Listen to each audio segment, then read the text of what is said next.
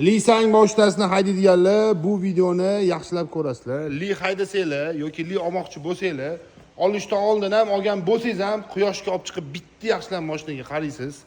Zavod tomonidan qora deyilgan mashina aslida to'q ko'k rangda bo'ladi.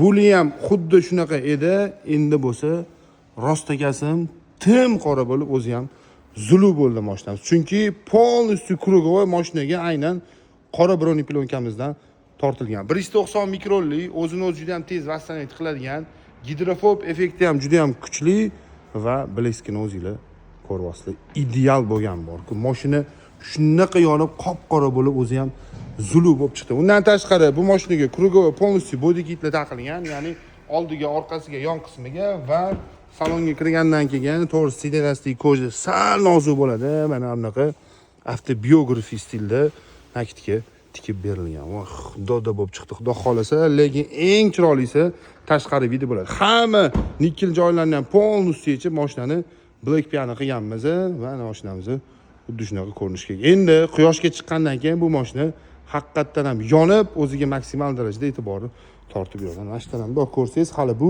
keramika surilmagan. Xudo xolasa ozginadan keyin bitta keramikasini sursam, undan ham battar bo'lib yonadi. Shunaqa xizmatlar bo'yicha bemalol pastdagi nomerlarga murojaat qilasizlar.